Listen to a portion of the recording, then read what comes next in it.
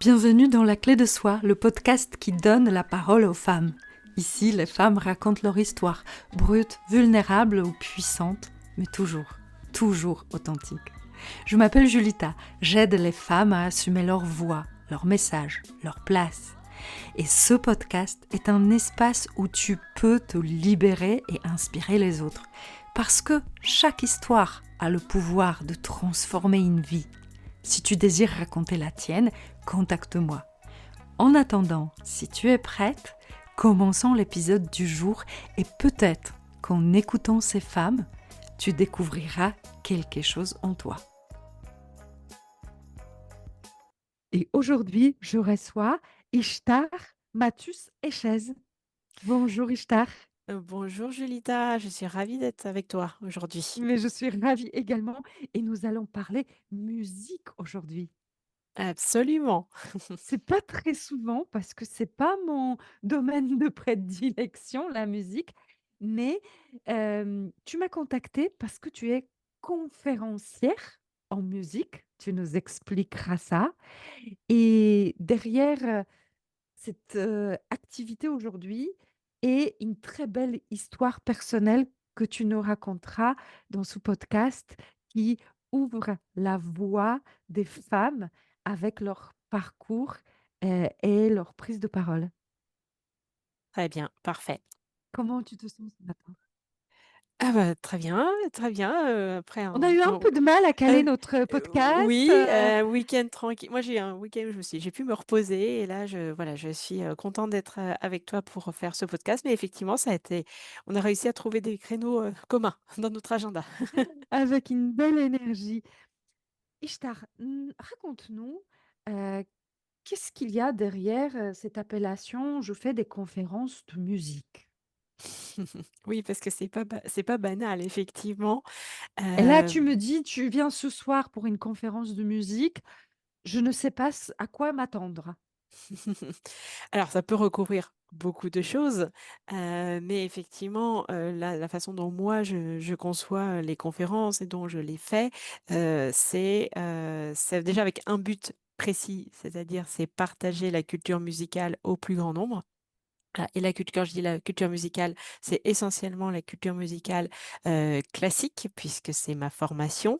Il peut y avoir d'autres sujets un petit peu différents, mais c'est vraiment le cœur de ce que je fais et de ce que j'aime. Qu'est-ce qu'il faut avoir comme formation pour ça? Alors, j'allais y venir effectivement, en fait, bah, je pense que, on peut passer par plusieurs, façons de faire, mais c'est vrai que moi, on va dire que j'ai le bon parcours pour le faire, puisqu'il y a pas de formation. Moi, j'ai pas fait de formation pour être conférencière. En revanche, bah, j'ai le parcours, adéquat pour faire des conférences, pour être légitime par rapport à ça, puisque j'ai fait 17 ans de conservatoire et j'ai fait mes études supérieures en musicologie à la Sorbonne où j'ai obtenu un master. Est-ce que tu as fait dans le premier temps un métier lié à la musique autrement? Non, non, j'en ai pas fait. Ah si, juste si, pendant 6 mois, pendant 6 mois, en 2011, j'ai travaillé dans un magasin de partitions, rue de Rome, donc la rue, que tous les musiciens, connaissent, donc juste à côté de Saint-Lazare. Mais sinon, c'est la seule chose, en fait, que j'ai faite en lien, professionnellement avec la musique. Alors, ce que tu dis est très intéressant et je vais faire une parenthèse. Tu dis: «Je n'ai pas fait d'école pour être conférencière, Non, mais j'ai ma passion qui m'appuie dans cette activité» et c'est souvent ça. Le début, d'une conférence, ça naît souvent d'une envie de partager une passion oui, ou envie de raconter quelque chose impactant, qui nous a marqué dans la vie. oui. Et je fais cette parenthèse parce que dans mon activité de coach en prise de parole, je rencontre souvent des femmes qui me disent: «Mais j'ai aucune légitimité pour devenir conférencière ou pour même donner une conférence». Mmh. Et je vous dis ça là, je dépose, toutes celles et ceux qui nous écoutent feront ce qu'ils voudront avec. Si vous avez une envie de partager et la scène, le micro vous attire, c'est souvent la première pierre qui est la plus importante pour aller dans cette voie? Oui, oui, oui, oui, je suis, parfaitement en adéquation avec ce que tu dis, complètement. Mais pour toi, il y a la formation en musicologie, mais il y a aussi la passion de ton papa. Oui, bah, oui, absolument, effectivement, puisque la musique ne vient pas de nulle part, hein. Pour moi, effectivement, mes parents sont musiciens, donc ils m'ont, transmis cette passion. Ils m'ont, voilà, mise au conservatoire, t assez tôt et effectivement, depuis que je suis petite, moi, j'ai vu mon papa faire des conférences, effectivement, sur, effectivement, des sujets que en général, j'aborde aussi, aujourd'hui et effectivement, j'ai grandi avec ça. J'ai grandi en assistant à des conférences donc qu'il faisait et aujourd'hui, c'est lui qui souvent, pas toujours, mais souvent, quand c'est possible, écoute les conférences que je fais. Donc effectivement, l'aspect conférence, indépendamment de l'aspect musique, ça ne vient pas de nulle part. C'est vraiment, quelque chose que j'ai vu, en grandissant.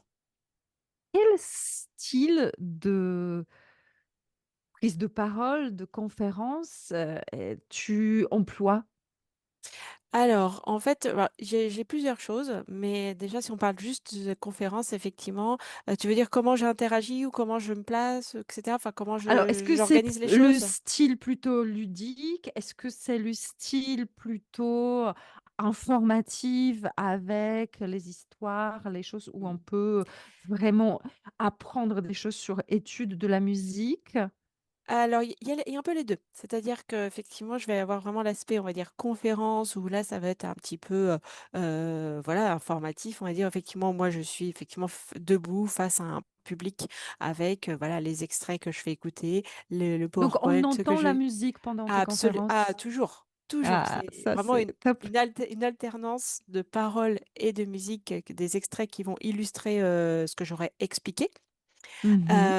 Et en fait, là, il y a donc c'est le côté, un petit peu, donc vraiment officiel, on va dire, de la conférence, et avec des personnes, voilà, qui posent des questions, à la fin et cetera, des échanges. Et puis je vais avoir aussi tout un dans mes tes interventions, toute une partie où ça va être un petit peu plus, ludique, un petit peu plus interactif, où là, c'est en fonction des endroits où j'interviens, des de mes clients, où là, ça va être un petit en plus petit comité et je vais faire des interventions où je vais beaucoup plus mettre à contribution, les personnes parce que ça va être vraiment des échanges. Voilà, c'est vraiment, 2 choses, en fait, que je fais et donc qui cohabitent dans ce que je propose. Est-ce que tu fais les liens entre la musique classique et la musique d'aujourd'hui? Alors oui, j'en fais avec certains sujets, j'en fais. Puis il y a même, un sujet que j'aimerais développer effectivement, notamment, voilà, musique classique et variété, voilà, notamment. Donc oui, Parce que en souvent, on ne partie, se rend pas compte il de y a des choses nombre de thèmes empruntés, pour ne pas dire plagiés aujourd'hui, absolument, dans il y en la a musique et qui viennent des abs auteurs classiques. Et il y en a beaucoup et oui, oui, c'est tout à fait, un sujet que je suis amenée à aborder régulièrement, notamment, bah, là, dernières conférences que j'ai préparées et que je fais, régulièrement parce que ça plaît énormément et qui rejoint ce thème, c'est, Carmen et son héritage, donc l'opéra Carmen, hein, Mmh. de Bizet, qui a été, créé il y a 150 ans cette année. Donc en plus, enfin, c'est la raison pour laquelle j'ai fait cette conférence et là, en fait, je vais aller voir, bah, enfin, en tout cas, faire un panorama choisi, des œuvres qui se sont inspirées donc de Carmen et bien souvent, ce sont pas des œuvres du tout de musique, classique. Ça va être vraiment dans la variété jusqu'à, bah, Stromae, il y a quelques années, qui a fait une chanson qui se base sur la habanera, justement. Donc oui, c'est un sujet que j'aborde et un sujet qui me plaît et qui plaît beaucoup aussi. Qui est-ce qui vient dans ton public? Alors, ça va être enfin, c'est quasiment exclusivement des seniors, donc des Ah! Heureusement qu'ils sont ça pour élever oui, notre niveau. exactement. En fait, déjà, il y a une raison déjà de base qui fait que ce sont eux parce qu'en fait, ce sont des structures qui s'occupent d'activités pour les seniors justement qui sont mes clients essentiellement, donc comme des universités Interage, par exemple. Mais dans les rares cas où, c'est des structures, municipales, hein, je travaille avec un service, culturel, bah, en fait, il se trouve que, ben, même dans ce cadre-là, les voilà, 95 du public qui vient, c'est aussi un public, retraité à quelques exceptions près. Mais Donc ça c'est vient vraiment ça. peut-être aussi de la manière de à toi de rechercher des clients et si jamais tu décidais d'ouvrir ça à des publics plus jeunes, les établissements scolaires, les associations ou les entreprises, tu aurais trouvé un public beaucoup plus jeune? Alors certainement, c'est vrai que la le milieu scolaire notamment, on en a souvent parlé. Et c'est vrai que forcément, là, ce sera un peu différent, sachant que je suis intervenue dans le cadre du Crous de Paris il y a 5 ans. Donc, là, c'était donc des étudiants et ça s'était de fait très bien passé. Mais après, c'est vrai que je me suis aussi rendu compte que les seniors, c'est un public qui me convient très bien. Après, ça pourrait être les adultes plus jeunes, hein, aussi. Mais en tout cas, moi, je sens beaucoup moins pour moi, l'attrait pour, le milieu scolaire, justement. Là, je me suis rendu compte aussi que clairement aussi c'est un public qui ne m'attire pas parce que ça ne faudrait que je change un peu ma façon d'aborder les choses, forcément et je pense que ça me correspond, beaucoup moins, en fait, aussi. Donc Je je ne cherche pas comprends, tant que ça non plus à aller vers les plus jeunes, non plus. je comprends. Ils ont de la chance, les seniors. Mmh. Ishtar, tu n'as pas toujours été conférencière en musique et Non, même tu ne fais pas que ça non. actuellement. Et c'est cette histoire-là qui m'intéresse aussi parce que tu étais pendant de nombreuses années dans le salariat. Oui. Et dans ce podcast, j'ai beaucoup de femmes qui se posent la question, est-ce que je me lance dans l'entrepreneuriat? Est-ce que je laisse dans le salariat? Les avantages, les inconvénients, la reconversion. Tu peux nous en parler? Raconte-nous comment s'est passée ta reconversion? Qu'est-ce qui t'a poussé pour commencer à en sortir? Ouais, alors ça a été effectivement d'abord enfin, de longues années, enfin, dès que je suis sortie de mes études en 2009, ben, en fait, n'ayant pas d'entrepreneur effectivement dans ma famille, je suis allée donc, j'allais dire, naturellement, dans le salariat. J'ai travaillé en radio, un média que j'aime énormément. J'ai travaillé en agence de communication et cetera et en fait, ben, ça s'est à chaque fois plutôt mal passé puisque, Mmh. je vivais mal le cadre, dans lequel on voulait que je sois. Je vivais mal les voilà, les horaires qu'on m'imposait, le fait de, bah, ne pas avoir assez à faire parce que j'ai toujours été très rapide et efficace. Donc pendant de longs mois, de longues semaines, je me suis beaucoup, ennuyée et en fait, c'est ça le point commun qu'il y a eu entre les différents postes que j'ai eus et en fait, il y a eu un moment donné où ça a été la fois de trop, où j'étais dans un cadre qui me plaisait plutôt bien. J'étais dans une agence de com avec des sujets qui m'intéressaient et cetera. C'était plutôt a priori ce que je cherchais. Mais en fait, je me suis à nouveau retrouvée dans l'ennui, dans le fait de pas arriver à me mettre dans le cadre dans lequel on voulait me mettre. Et ça allait jusqu'à être, voilà, être tout le temps malade, avoir, mal au dos alors que je j'ai jamais eu mal au dos de ma vie avant ni après. Enfin ça allait quand même assez loin donc à un moment donné, je me suis dit: «Bon, il y a quelque chose qui se passe, mais quoi?» Et en fait, voilà, après je me suis dit: «Je vais me prendre en main» et donc j'ai commencé à me faire, accompagner. Alors, si j'avais su à l'époque qu'il y avait des coachs, parce que je savais pas qu'il y en avait, à ce moment-là, il y en a peut-être moins qu'aujourd'hui, c'était en 2016, j'aurais peut-être fait appel à un coach, mais je suis allée voir, voilà, une thérapeute, en fait, avec laquelle j'ai beaucoup progressé et le bilan a été que, bah, qu'en fait, du fait de tout ce que je disais et vivais, que la seule solution, c'était en tout cas, du fait de la façon dont est l'entreprise aujourd'hui, bah, qu'il fallait que je sois mon propre patron. Voilà. Donc ça a été un bilan qui a été fait très rapidement. Donc ça a été vraiment de dire: «Bon, bah, ça va pas, il faut que j'agisse» et en fait, j'ai écouté les signaux qui m'étaient envoyés. Voilà, le fait que je sois toujours malade, il y avait beaucoup, beaucoup, beaucoup de signaux et heureusement, parce que j'aurais pu peut-être être, voilà, avoir plus d'ennuis de santé et cetera si j'avais pas réagi.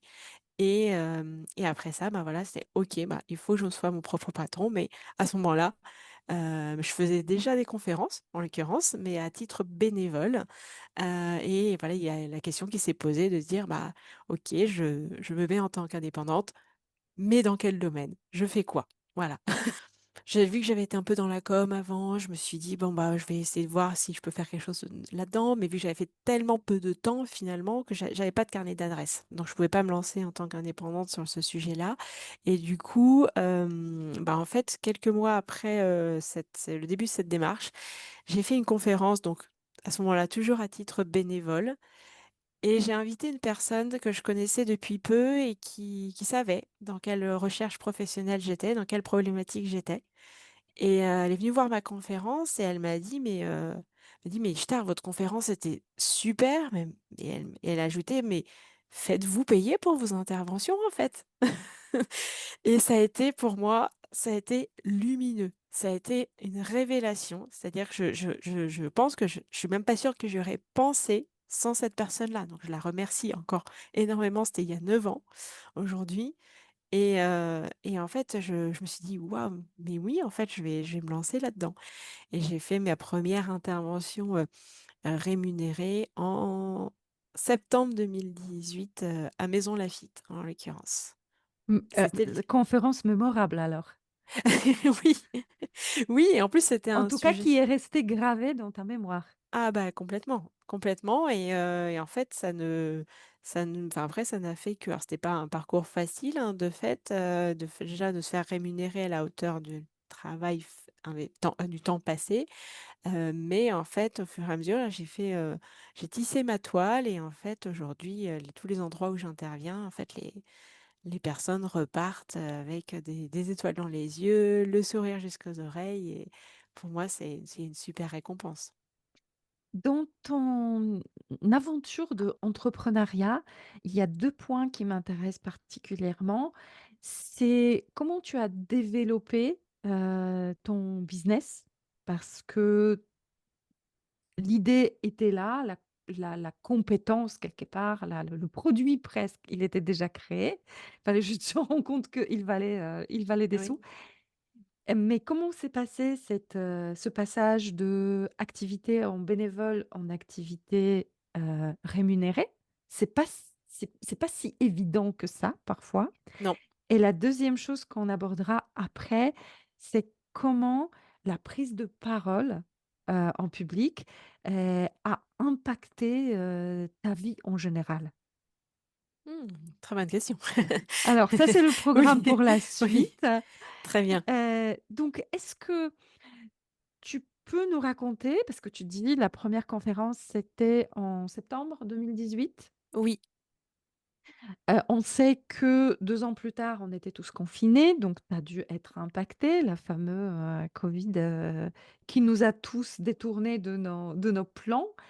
Heu, Comment tu as vécu, depuis 2018 jusqu'à 2025? alors au début, ça n'a pas été simple parce qu'effectivement, au départ, je démarchais, notamment, des services culturels. J'ai voulu démarcher les CE aussi d'entreprises, mais j'ai jamais réussi, à y rentrer, en fait, tout simplement et je voulais le faire parce que je pense qu'il y a des choses à faire et surtout, je pense que c'est là qu'il y a potentiellement plus de rémunération, possible aussi, hein, tout simplement.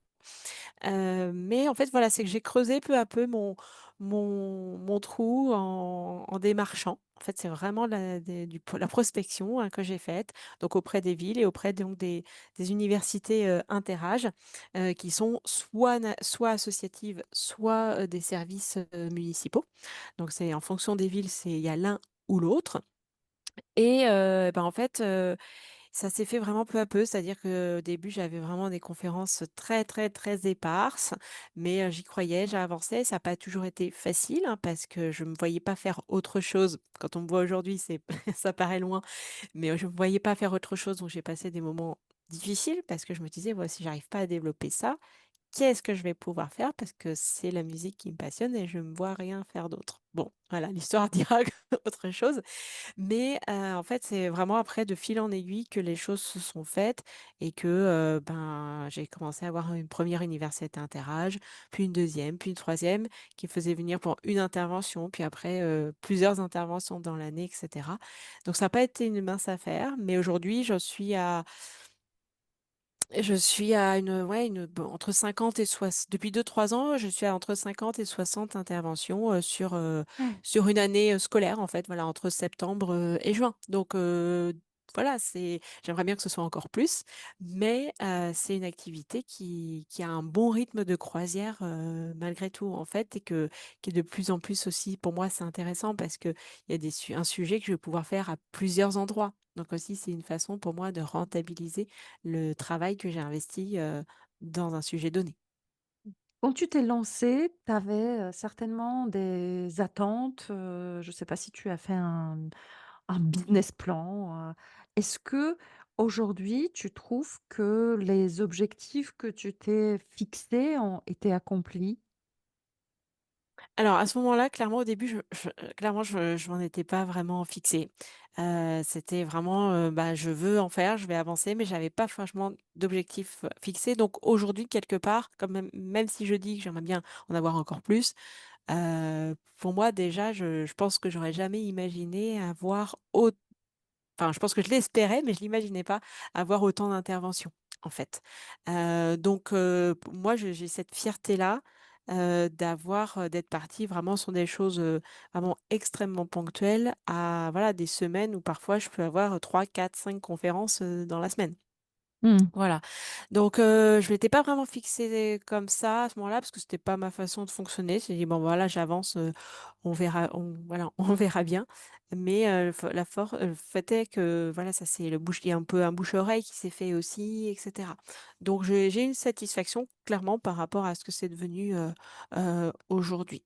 Donc je peux pas parler en termes d'objectifs pour les raisons que je te disais, parce que Parce je que n'avais pas tu vraiment les as envie. pas, oui. Mais par contre, je pense que je croyais pas que ça allait pouvoir, marcher comme ça et surtout, ben, en fait, même si j'étais convaincue, moi, de ce que je voulais faire, de ce que j'apportais, il me fallait aussi la validation quelque part du public en face. Parce que Bien c'est sûr. bien de vouloir partager quelque chose, mais s'il y a personne pour le recevoir, personne pour l'écouter, ça marche pas.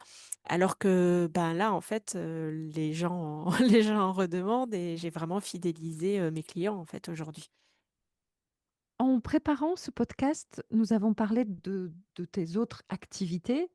Donc tu me disais que tu es toujours, agent immobilier, Oui, tout à fait. Indépendante donc aussi. indépendante. C'est Oui, l'indépendance est restée comme, oui, fil rouge ouais, de tout ce que complètement. tu as accompli, et tu es également, commercial Shogan, donc des parfums. Absolument, oui, alors effectivement depuis 7 mois maintenant, effectivement, donc c'est assez récent. Je me suis lancée dans une aventure, d'entrepreneuriat en étant effectivement donc partenaire d'une marque, donc qui s'appelle Shogun, comme tu le précisais, qui est une marque italienne et dont le produit phare donc est le parfum. Mais il y a beaucoup, beaucoup, beaucoup d'autres choses, hein, des produits du quotidien. Mais ça, c'est vraiment le produit phare et surtout, ben, en France, j'ai bien vu, que le parfum est très populaire. Et en l'occurrence, bah, les parfums qu'ils font et c'est pour ça que ça plaît beaucoup, aussi, c'est que c'est des parfums qui s'inspirent de ceux des grandes marques, mais qui vont être vendus à tarif bien moindre, environ 70 moins cher, parce que, il n'y a pas d'intermédiaire, il n'y a pas de publicité, il n'y a pas d'égérie. On Il n'y va a pas c'est de direct, marketing. voilà, donc c'est le seul intermédiaire, c'est les personnes comme moi. Donc ça permet d'avoir des prix extrêmement, intéressants et même avec une qualité, supérieure et ça, effectivement, c'est moi ce qui m'a plu alors non, c'est pas ce qui m'a plu au départ. Ce qui m'a plu au départ, c'est le potentiel, enfin, c'était le potentiel, de fait de me dire: «Bon, bah, le parfum, ça plaît». J'avais des exemples justement autour de moi qui montraient que ça marchait, que ça plaisait et à ce moment-là, j'avais besoin d'avoir de l'argent qui rentre, en fait. J'avais de Mmh. l'argent qui rentre rapidement, efficacement. Donc je me suis lancée un petit peu la tête dans le guidon, en agissant tout de suite, ce qui me ressemble pas a priori, parce que je suis plutôt dans la réflexion toujours, mais à trop dans la réflexion, parfois on reste immobile. Et j'ai avancé et en fait, ça a très bien marché dès le premier mois. Ça a répondu à mes attentes, et aujourd'hui, bah, je me mets vraiment, je dirais pas à temps plein, mais vraiment quand même, c'est une priorité pour moi de développer cette activité parce qu'il y a il y a de fait un bon plan de carrière qu'on peut développer énormément cette activité avec, à la clé des revenus qui peuvent être très élevés. Donc aujourd'hui, voilà, je suis là-dedans et c'est quelque chose que je n'aurais jamais imaginé me dire ou alors ou faire il y a encore quelques mois. En fait, parce que, il faut, enfin, dans le développement de l'activité, il y a le fait de constituer une équipe, de former des personnes, voilà, qui vont avoir des besoins financiers variés, à faire comme moi et cetera. Et du coup, au bout d'un moment, on devient manager et c'est un mot qui me faisait peur, en fait, il y a quelque temps. Et aujourd'hui, en fait, je me rends compte que c'est avant tout l'humain et qu'on accompagne des indépendants, donc des personnes qui ont envie d'indépendance, de se prendre en main. Et en fait, finalement, ça correspond complètement à ce que je souhaite, à comment j'entends une vie professionnelle, de pouvoir la gérer vraiment d'un bout à l'autre. Et du coup, aujourd'hui, je le fais avec, vraiment, beaucoup d'énergie et d'envie, voilà, d'avancer. Et du coup, la musique aujourd'hui pour moi, c'est voilà, il y a pas le même potentiel de développement, hein, de fait, parce que c'est voilà, comme je disais, c'est difficile de se faire rémunérer à hauteur de l'investissement passé et cetera. Mais voilà, sans frustration, je me dis: «Bah, voilà, je vais développer ça à fond pour, vraiment créer la régularité, la stabilité que je recherche» et puis la musique qui a son rythme de croisière aujourd'hui, et ça va continuer. Là, j'ai déjà des dates pour la saison 2026-2027 qui sont en train de se caler donc voilà, j'ai je commence à avoir une bonne vision déjà sur, le planning dans un an, donc c'est bon signe. Merci beaucoup pour cette description-là. Je tenais à parler de tes activités annexes, parce que je voudrais te poser la question, est-ce que pour te lancer dans l'aventure de vente de produits de beauté, Mmh. heu, l'expérience de conférencière a été bénéfique? C'est une très bonne question. Alors je pense que dans une certaine mesure, oui, mais je dirais presque c'est peut-être je viendrai après, mais c'est peut-être plus l'immobilier qui m'aide peut-être, sur un aspect bien précis. Mais sur l'aspect, prise de parole, certainement dans le sens où, bah, en fait vu que j'ai l'habitude effectivement de m'adresser à beaucoup de monde, même parfois, voilà, 150-200 personnes en face de moi, ça ce qui ne me gêne pas du tout aujourd'hui. Bah, je pense que j'ai une aisance à expliquer les choses clairement aussi, quand alors même là, ça c'est un nouveau sujet, le parfum et cetera, mais je pense que j'ai gagné cette aisance à ne pas avoir le trac, à expliquer les choses facilement, clairement à partir du moment où j'ai me suis approprié, les informations, en fait. Donc il y a cet aspect-là. Par contre, là, sur un autre aspect, c'est vraiment, l'immobilier, qui m'a aidée parce que, même si on peut avoir des embûches aussi, par rapport, bah, à l'activité là que je développe aujourd'hui et c'est normal, hein, il peut y avoir des choses qui vont nous décevoir, on va avoir des non, des déceptions. Mais l'immobilier, c'est un métier tellement difficile où les délais sont tellement longs, où il faut avoir beaucoup de résilience, il y a beaucoup de concurrence, de requins, comme on dit parfois. Bah, en fait, ce que ça m'a apporté, c'est que, déjà apprendre un peu de arriver à prendre du recul et surtout, là où ça a été important, c'est que qui dit immobilier dit aussi pas mal de notamment de prospection, comme tout métier commercial, hein, ceci dit. Mais j'ai beaucoup fait de prospection, en allant, faire du porte-à-porte, en fait, chez les gens et ça, c'est quelque chose qui est pas évident, a priori et au début, j'étais pas à l'aise et en fait, après, je me suis mise en route et en fait, maintenant, je le fais enfin, j'en fais moins aujourd'hui parce que je l'ai mis un peu en second plan, l'immobilier, mais ça ne me gêne plus d'aller frapper, chez les gens et donc là où ça m'a aidée pour ce que je fais aujourd'hui, c'est que, bah, aujourd'hui, Et pour le parfum, je vais démarcher des CE, je démarche des personnes que je connais aussi. Je vais démarcher des commerçants aussi pour prêter la mallette d'échantillons, que j'ai. J'en ai plusieurs et donc je les fais tourner, en fait, dans différents commerces et ben, en fait, je pense que sans l'expérience de l'immobilier et du porte-à-porte, faire cette démarche-là de me dire: «Je vais aller voir les commerçants et leur proposer la mallette», ça aurait été probablement beaucoup plus difficile. En Donc tout en fait, il cas, y a beaucoup de choses que j'ai retirées de ce que j'ai fait a avant, en fait. Ouais. c'est une belle, exemple de comment les différentes expériences de notre vie, même si elles sont pas liées, même si elles sont pas destinées à nous former Mmh mh. à ce qui nous arrive dans la vie, peuvent nous servir, Mmh. et puis peuvent faire l'office d'une bonne formation si on arrive à dézoomer, à contourner et Oui, à s'adapter. oui, complètement. Complètement et parfois de manière inattendue. Alors ce qui est drôle, c'est qu'aujourd'hui, je faisais un post, pour LinkedIn où je parlais que la prise de parole, c'est comme du jazz et donc échanger avec toi, sur la musique. Dis-moi ce que tu en penses? Parce que pour moi, donc du jazz déjà, c'est un bon jazzman, peut faire de l'interprétation libre, Mmh. parce qu'il connaît parfaitement ses gammes et qu'il sait très bien jouer de l'instrument à la base. Oui, j'aime beaucoup ce que tu oui, c'est enfin le côté, oui, improvisation et j'aime beaucoup ce que tu dis parce que j'allais y venir effectivement. Enfin, moi, c'est tout à fait enfin, tu veux que je t'ai parce qu'effectivement ça reste peut-être que tu voulais compléter, mais ça Vas-y, répond vas-y, ça me ça me ferait fait ré plaisir que tu c'est décodes. Je vais voir si ça mon idée était juste. non, mais j'aime beaucoup le parallèle effectivement, ce que tu dis, parce qu'effectivement dans le jazz, il y a bah, un grand côté, improvisation, effectivement, mais on ne peut faire ce genre de choses, effectivement, que si on connaît vraiment en profondeur le sujet. Et ça me fait réagir parce que c'est tout à fait, moi, la façon dont je fais mes conférences aujourd'hui. C'est-à-dire que autant au début, bah, en fait, j'écrivais tout, tout, tout, tout, tout. Aujourd'hui, je n'écris plus rien. Ou alors j'écris voilà, j'ai une petite feuille avec deux trois notes, peut-être des choses, voilà, que j'arrive pas un peu moins à mémoriser. Mais vraiment, je fais mes conférences donc sans notes et je fais vraiment donc effectivement, parfois à l'improvisation sur certains sujets, mais sur d'autres, bah, évidemment j'ai la trame, j'ai, l'ordre des pistes et j'ai les diapos, des PowerPoint.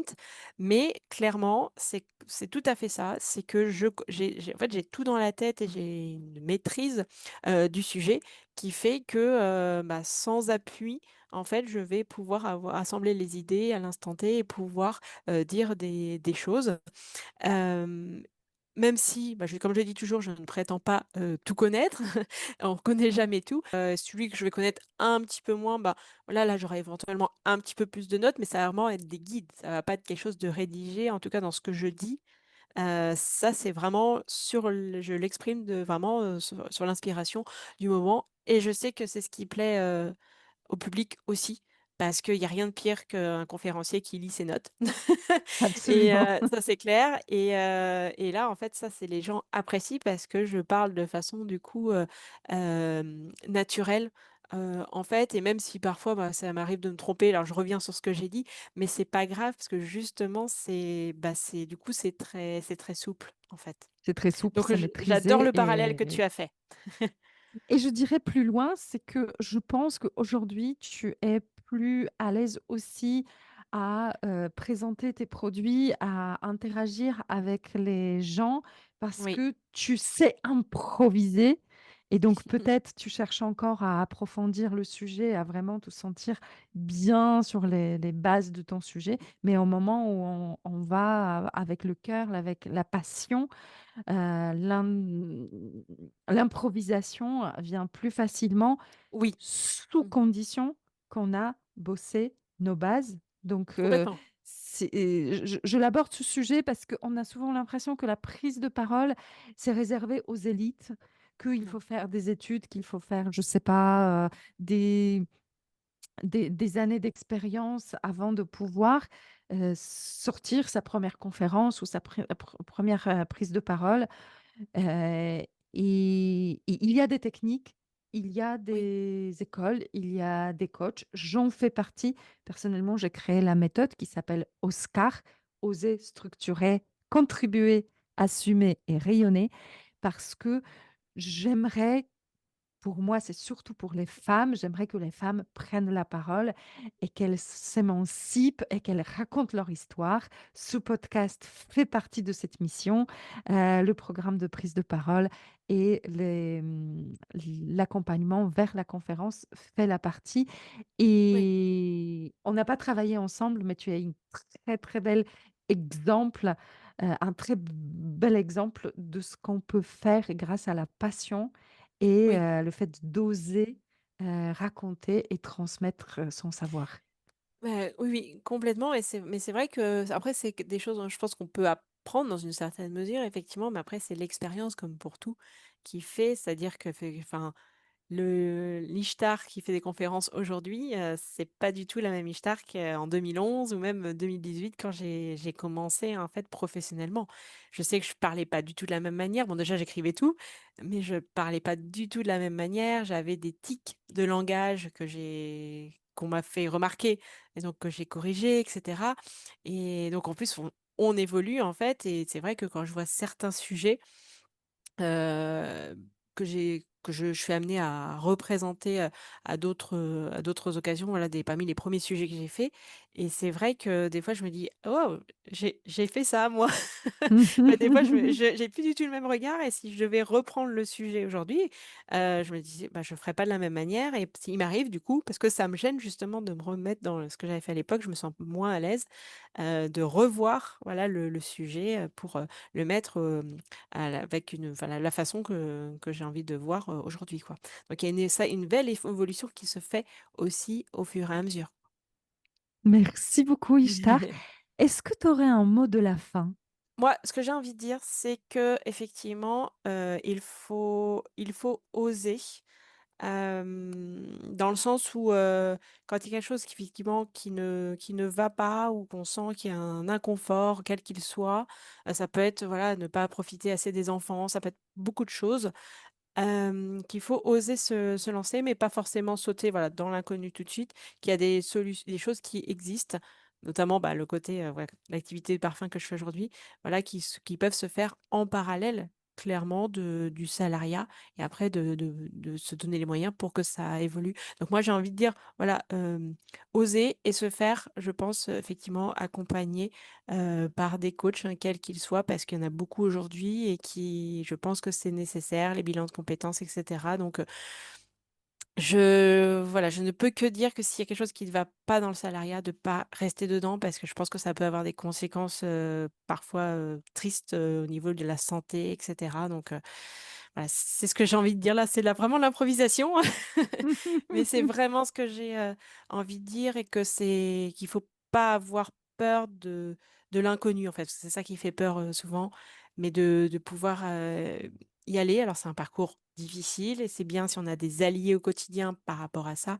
mais surtout de ne d'oser, aller vers des choses qui nous plaisent et moi, je fréquente beaucoup d'entrepreneurs et on est tous d'accord sur le fait que c'est difficile, mais c'est un parcours, tellement tellement gratifiant et beau, en fait. On grandit énormément, malgré les difficultés. Voilà ce que j'ai envie de dire. Merci beaucoup Ishtar. Merci beaucoup, Julita.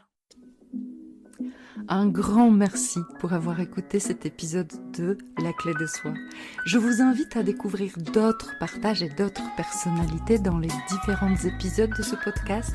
Vous les trouverez bien évidemment sur votre plateforme d'écoute préférée.